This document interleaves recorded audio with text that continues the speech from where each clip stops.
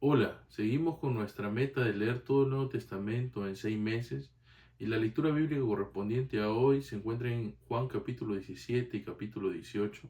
Y el capítulo 17 particularmente es bastante memorable por la oración del Señor Jesucristo que hace no solamente por sus discípulos, sino por todos aquellos que han de creer. El versículo 20 de este capítulo nos dice lo siguiente: Mas no ruego solo por estos, sino también por los que han de creer en mí por la palabra de ellos, para que todos sean unos. La unidad es la característica de aquellas personas que son hijas de Dios.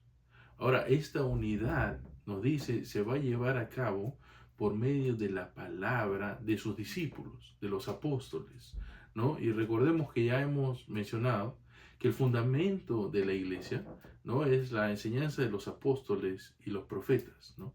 Y por medio de esa palabra, ¿no?, que nosotros podamos creer en él, es que podemos llegar a ser uno en Cristo. Esto quiere decir que una de las razones, y no es la única que vamos a ver aquí, pero una de las razones por las que hay falta de unidad es porque también hay falta de la palabra de Cristo por medio de los apóstoles, o sea, de la palabra de Dios, de las escrituras, ¿no? Falta de conocimiento de Dios, falta de meditación en la palabra de Dios, falta de crecer y de alimentarse por medio de la palabra de Dios, se hace evidente al haber disensiones entre los hermanos, ¿no? Es evidente ver que las peleas, pleitos, ¿no? Contiendas, calumnias, chismes, discusiones o enemistades, etcétera, etcétera, ¿no?, que puede ocurrir en la iglesia. Una de las evidencias de eso es la falta de la palabra de Dios, la falta de la meditación de Dios. Porque Cristo ha puesto la palabra, el testimonio de los apóstoles, como el medio por el cual podamos creer en Él. Y creer es un proceso constante, ¿no? Creer en Él de tal manera que podamos ejercer esa unidad, ¿no?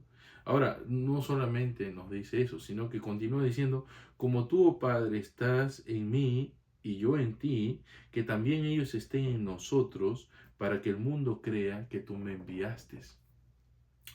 Lo segundo que nos menciona, y que es incluso más sorprendente, es que Cristo, al hacernos uno, no solamente nos hace uno entre nosotros, los creyentes, entre aquellos que hemos decidido creer en Él, sino que nos une también a Él mismo y al Padre.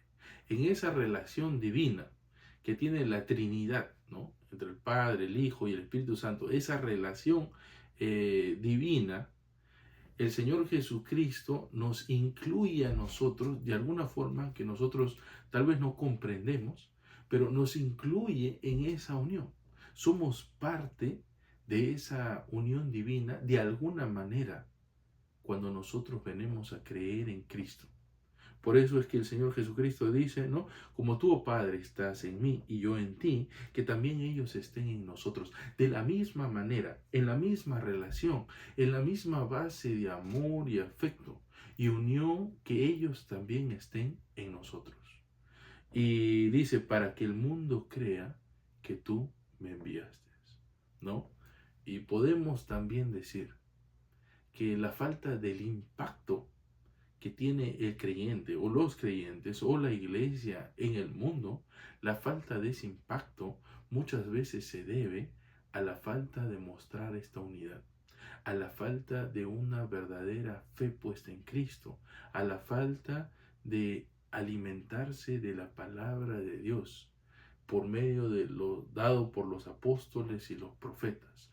Todo esto repercute no solamente en la unidad que hay entre hermanos y hermanas en Cristo, sino que también repercute en nuestra relación con el Padre y con el Hijo. Tan maravillosa relación y honrados que deberíamos estar, pero también repercute en eso. También repercute en el testimonio que vamos a dar para con el mundo. Todo repercute por causa de qué? por causa de la falta de la palabra de Dios en nuestras vidas. Ahora, en el versículo 22 continúa diciendo, la gloria que me diste les he dado, para que sean uno, así como nosotros somos uno.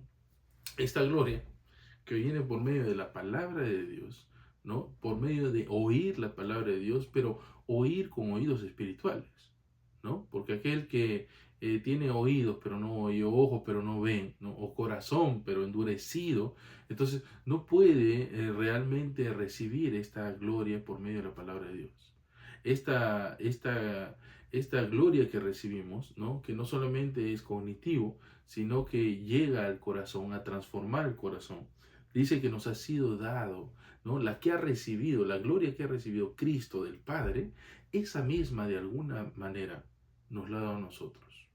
Y sabemos que Juan inicia ya de esta manera, cuando dice que el verbo fue hecho carne y habitó entre nosotros y vimos su gloria, gloria como la del unigénito del Padre, lleno de gracia y de verdad. Y luego el 16 dice, ¿no? Y de esta gloria, de esta plenitud recibimos todos, y gracia sobre gracia, todos hemos recibido el conocimiento de esa gloria de Él.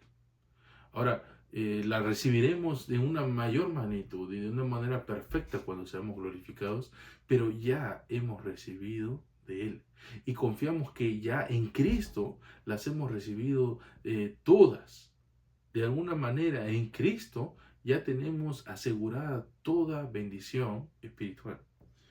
Y luego dice, ¿no? En el versículo 23, la gloria que me diste les he dado para que sean uno, así como nosotros somos uno, yo en ellos y tú en mí, para que sean perfeccionados en unidad, para que el mundo sepa que tú me amaste y que los amaste tal como me has amado a mí. La relación del Padre con el Hijo, ese vínculo de amor, es el mismo vínculo de amor, es el mismo amor que comparte con nosotros, sus hijos. La relación de amor que hay entre el Padre, el Hijo y nosotros los creyentes es la misma. Y lo más terrible tal vez, cuando yo no puedo amar a mi hermano, ¿no? Es que yo supuestamente tengo estándares mucho más altos que Dios. El que tiene estándares más altos para amar a alguien, sin lugar a dudas, es Dios. Y si Dios es capaz de amar a esa persona que yo no puedo amar, ¿no? Lo que estoy diciendo es que yo tengo estándares mucho más altos que Dios, básicamente. O que tal vez Dios no hace bien en amarlo a Él. Es muy lamentable, ¿no? Cuando en la iglesia, entre hermanos, hay estos recelos, disensiones, ¿no? Es muy evidente cuando un hermano no quiere hablarle al otro, ¿no? Es muy evidente cuando se nota que unos aceptan a unos, pero no aceptan a otros. Es muy evidente cuando unos se acercan a unos, pero no se acercan a otros. Es evidente cuando toleras algunas cosas, pero otras no. Es evidente, ¿no? Y estamos hablando acá no de pecados, sino estamos hablando acá de formas de ser. Cuando hacemos excepción de personas, como enseña Santiago capítulo 2.